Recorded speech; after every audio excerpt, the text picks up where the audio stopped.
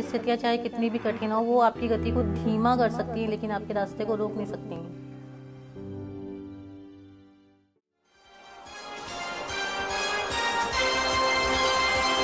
हैं वो जो एयरफोर्स ज्वाइन करके आसमान में उड़ना चाहती थी, परंतु उनके हौसले ने और उनके मनोबल ने मुश्किलों को मात दे दी।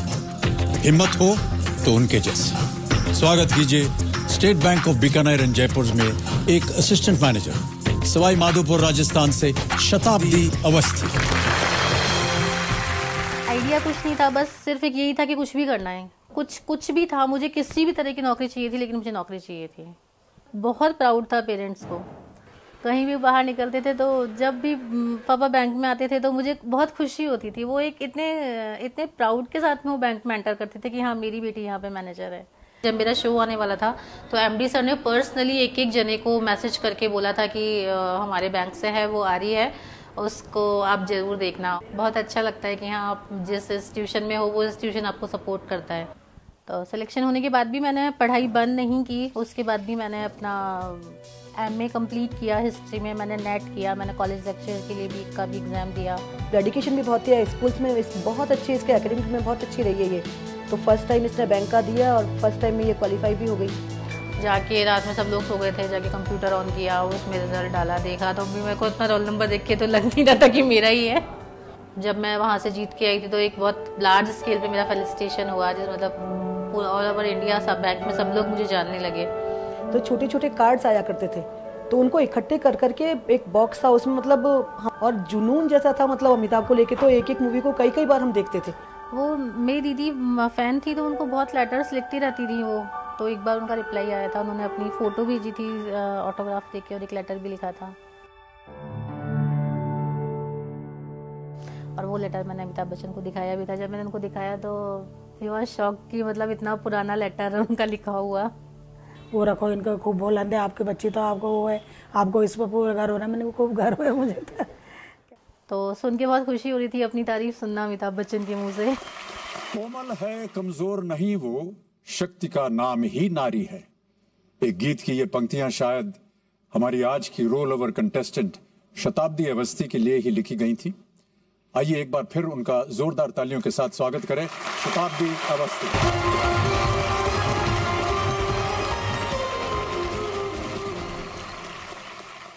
तो उन्होंने, अब नाम तो शताब्दी एक्सप्रेस उसी समय शुरू हुई थी, और एक इसकी जो एक्टिविटीज़ थी वो बहुत फास्ट, ये मतलब बहुत ज़्यादा, इतनी चुलबुली, बहुत नटखट थी ये।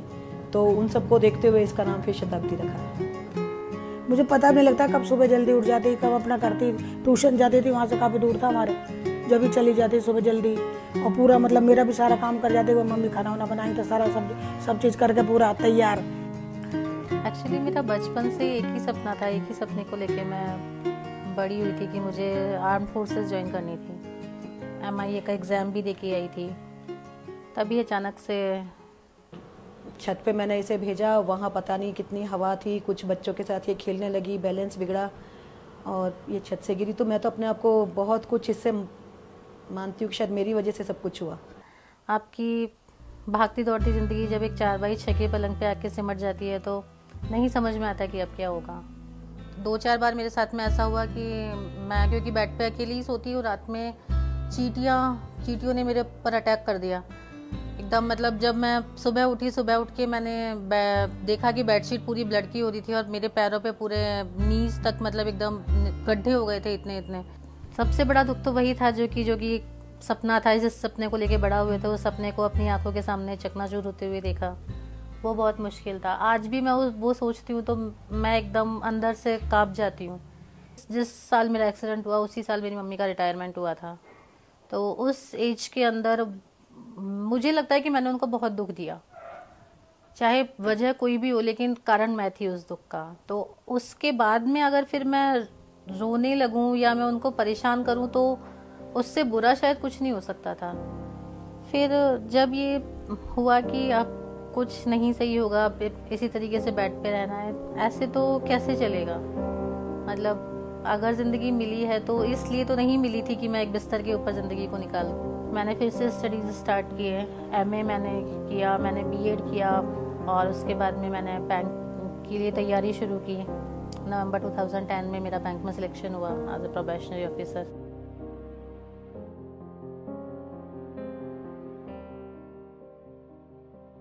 लेकिन यहाँ पे भी आके स्ट्रगल ख़त्म नहीं था। जॉब लगने के 6 महीने के अंदर अंदर अचानक से मतलब कुछ नहीं हुआ था। पापा को कोई बीमारी नहीं थी, कुछ भी नहीं था। हल्का सा उनको एक दिन रात में हार्ट में पेन हुआ, अगले दिन दिखा के आए, ECG वगैरह सब कुछ नॉर्मल आया। लेकिन वो घर पे आए और पता नहीं कैसे साइलेंट अटैक आया और वो हमेशा के लिए छोड़ के चले गए हम लोग को।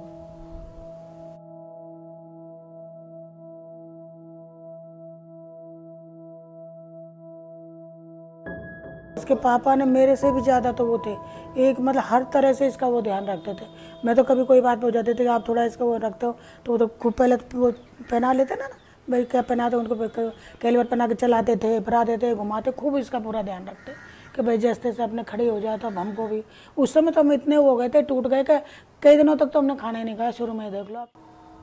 मैं पूरी तरह टूट चुकी थी और मुझे लगा था कि अब शायद अब मैं नहीं उबर पाऊंगी इस दुख से। अब बहुत बहुत बहुत ज़्यादा डिफरेंस था। वो जो एक एक्सीडेंट के बाद जो पेन था वो एक पॉजिटिव पेन था, लेकिन ये जो दर्द था इसने मुझे पूरा अंदर तक मुझे तोड़ दिया था। मतलब मेरे को इतना स्ट्रगल करने के बाद में जब खुश रहने का टाइम आया तो वो चले गए।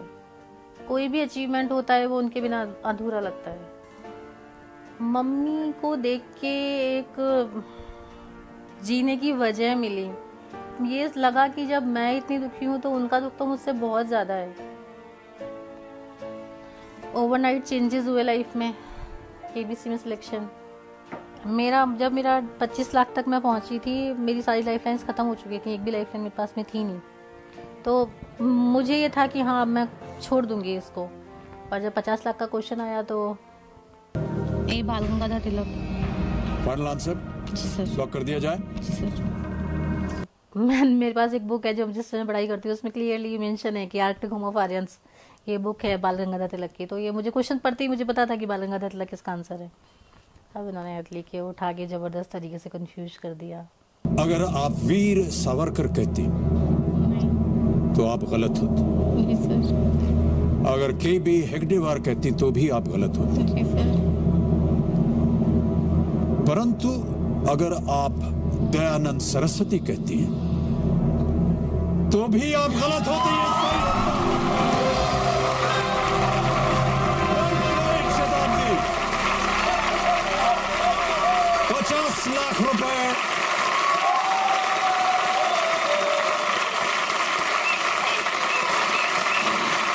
शताब्दी बहुत ही उम्दा खेल खेला। तो उनके हस्बैंड जिया जी बोले कि मेरी बेटी के लिए कह रहे थे वो कि उसको स्पोर्ट्स ज्वाइन कराते हैं कुछ। तो हमें लगा, ये बोली कि मैं भी कुछ करती हूँ एक बार। और अचानक से वहाँ केवल वो एक जरा सी बात थी और उससे सब कुछ चेंज हो गया। और वो एक जो फीलिंग थी कि कंट्री के लिए कुछ करना है, वो तो स्टार्टिंग से थी। वो हमेशा रह के वो एक को कसक उठती रहती थी कि मैं कुछ कर नहीं पाई हूँ अपनी कंट्री के लिए।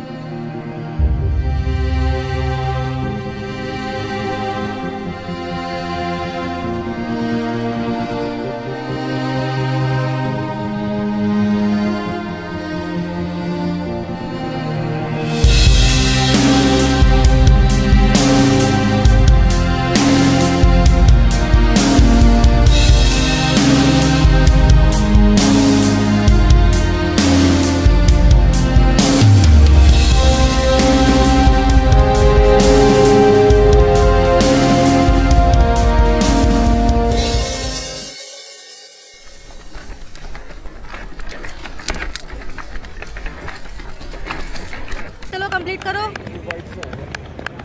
लगाओ चलो जल्दी। मेरा तो एक्सीडेंट हुए 12 साल हो गए, लेकिन मुझे कभी इस तरफ मेरा ध्यान ही नहीं गया कि मैं स्पोर्ट्स भी कर सकती हूँ। तो आई स्टार्टेड विद आर्चरी। मेरे कोच हैं श्री महावीर सैनी जी, उनसे मेरी मुलाकात हुई। मुझे खुद को सोचती हूँ तो मुझे लगता है बहुत फनी इंसिडेंस था कि जब मैं फर्स्ट टाइम सर से मिली थी, मैं गाड़ी में बैठे हुए थी। एक शॉर्ट पुट दिया, मैंने कहा एक बार सेट पुट पहन के बताओ। वो मेरी मतलब लाइफ का मेरा फर्स्ट मोमेंट था जब मैंने शॉर्ट पुट को हाथ में लिया था।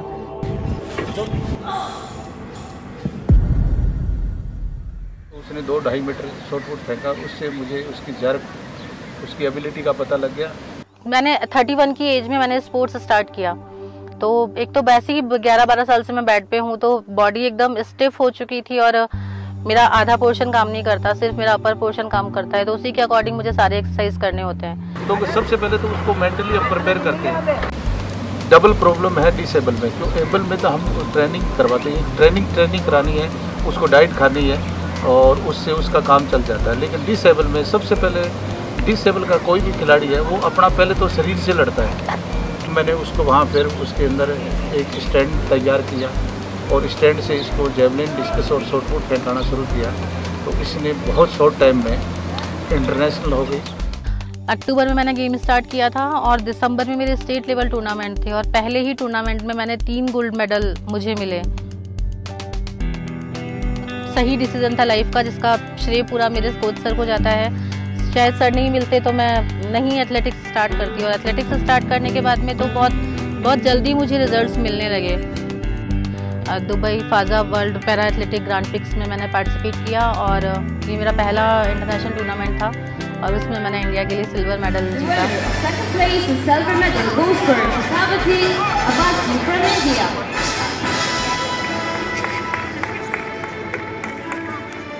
थोड़ी उस टाइम पे मुझे इंजरी भी थी, पिछले 15-20 दिन से मैं प्रैक्टिस नहीं कर पाई थी, लेकिन लास्ट मोमेंट पे मेरा एक बस वो जो अच्छा लगता है सुन के, आज तक हम यही बोलते आए हैं कि मैं सवाई माधोपुर से हूँ या मैं जयपुर से हूँ या मैं राजस्थान से हूँ। पहली बार एक इतने बड़े लेवल पे ये सुनने को मिला कि मैं इंडिया से हूँ। उसके बाद में अप्रैल 2017 में नेशनल हमारी चैम्पियनशिप हुई थी, जिसमें जैवलिन के अंदर मुझे गोल्ड मेडल और शॉर्ट पुट के अंदर सिल्वर मेडल मिला। एक सपने जैसा था वर्ल्ड चैम्पियनशिप में सिलेक्शन होना। जुलाई में मैंने इंडिया को रिप्रेजेंट किया वर्ल्ड चैम्पियनशिप में, एक इतने बड़े लेवल के ऊपर, और वो ओलंपिक कोर्ट जहाँ पे कि 2012 के ओलंपिक्स हुए थे लंदन में क्वीन एलिजाबेथ स्टेडियम से, मेरा जो थ्रोइंग स्टैंड था वो उसके मेजरमेंट सही नहीं थे, तो मेरे कुछ फाउल्स वहाँ पे मुझे दिए गए, वो बहुत डिसअपॉइंटिंग था। उसके बाद से मैंने आके बहुत रिगरसली मैंने ट्रेनिंग स्टार्ट की थी, क्योंकि जब मैं वर्ल्ड चैम्पियनशिप खेल के आई तो वहाँ पे मुझे ये मैंने महसूस किया कि अब मैं गेम छोड़ के पीछे नहीं हट सकती, मुझे आगे ही बढ़ना है। लेकिन क्योंकि मुझे सेंसेशन नहीं है लोअर बॉडी में, इसलिए मुझे पता नहीं चला। 1 महीने के बाद ये डिटेक्ट हुआ कि बेड सोर है। मैं बेड रेस्ट पे ही थी और मेरी हेल्थ कंटिन्यू डाउन होती जा रही थी, बहुत वीकनेस रहने लगी थी, क्योंकि कई 7-8 बोतल तो खून चढ़ गया था इसके। डॉक्टर ने बोला भी था कि शायद 2-3 दिन अगर आप और टेस्ट नहीं करवाते तो ब्लड कैंसर वाली स्टेज आपकी स्टार्ट हो जाती है। 2-3 महीने बाद तो पता लग जाता, काफी बढ़ गया वो। प्लास्टिक सर्जरी हुआ मेरा पूरा, हिप का बहुत सारा पोर्शन निकाल के उन्होंने पास में से लेके ड्राफ्टिंग किया। मतलब वो लगता है ना कि हाँ, जो तकलीफ है उनसे तो हम कोशिश कर रहे हैं बाहर निकलने की, लेकिन अननेसेसरी एक और बहुत बड़ा एक इशू मेरे साथ में हो गया था। एक बार को तो लगा था कि शायद अब मेरा करियर खत्म हो गया। 2-3 महीने तो हमारे इतने बुरे निकले, जितना जब गिरी थी ना उस समय भी हमको इतना वो नहीं हुआ जितना अब हमने दुख उठाया, पर भगवान ने लाज रख लिया, अपनी सही हो गई। फिर इसने अपना रोटेशन बना ही लिया। फरवरी में मैंने अगेन ग्राउंड पे जाना स्टार्ट किया। बहुत डिफ़िकल्ट था शुरू में, बिल्कुल मेरी बॉडी साथ नहीं दे रही थी, लेकिन मैंने फिर से स्टार्ट किया और अभी मार्च 2018 में हमारे नेशनल की चैम्पियनशिप थी।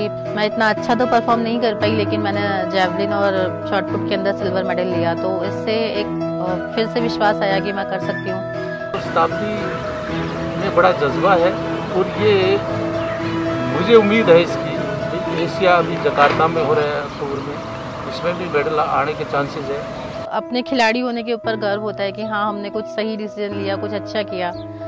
2 साल पहले तक मैंने कभी ये सोचा भी नहीं था कि मैं घर से 5 कदम भी बाहर में अकेले जा सकती हूँ। अब तो थोड़े इसने अपना शिफ्ट हो जाती है गाड़ी वाड़ी में, नहीं तो पहले तो हर चीज़ पे आधारित थी। लंदन वर्ल्ड चैम्पियनशिप में मैं अकेले गई थी। हमारे यहाँ पे हमारे साथ में एक प्लेयर हैं सुंदर गुर्जर, वो सिर्फ एक ही प्लेयर थे इंटरनेशनल जो इंडिया की टी-शर्ट पहन के आते थे। वो मेरे काफ़ी अच्छी फ्रेंड है वो, तो मेरा बहुत मन करता था कि मैं उनसे एक टी-शर्ट ले लूँ पहनने के लिए।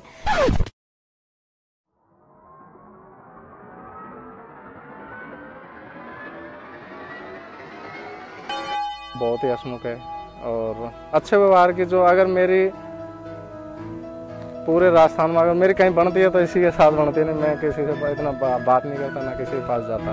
अगर जाता हूँ तो उनके घर पे बैठ के आता हूँ, मैं कहीं नहीं जाता। मैं मेरे खुद के घर भी नहीं जाता, 2-2 साल हो जाते नहीं मेरे घर नहीं जाता, एक ही के घर चला जाता हूँ तो बस घर वाली फीलिंग आ जाती है। दुबई वो ले गई मुझे, दुबई भी दिखा दिया। तो बेटा होता तो क्या दुबई दिखाता, अगर नहीं दिखाता।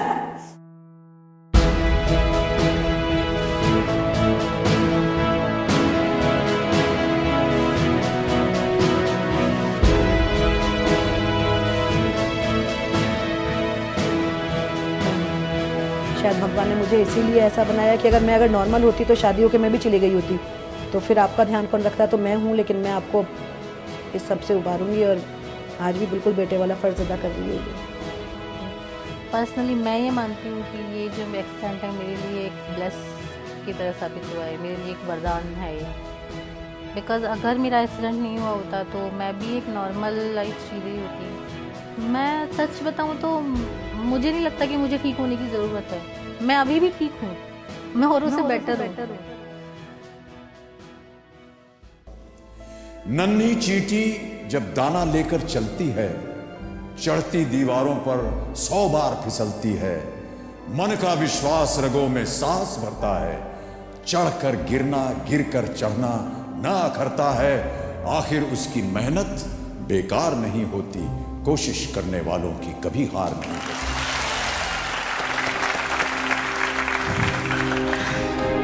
बहुत धीरज दिखाया आपने शताब्दी जी, और इस धीरज को, इस धैर्य को, आपके मनोबल को हम एक बार फिर अभिनंदन करते हैं।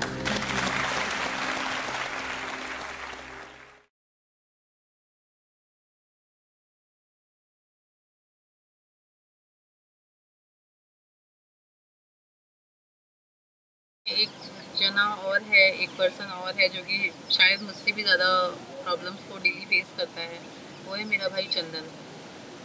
मेरे कोई भाई तो नहीं है, रियल ब्रदर तो नहीं है, लेकिन उस इंसान ने भाई होने की हर कमी को पूरा किया है। कभी ये महसूस नहीं होने दिया कि भाई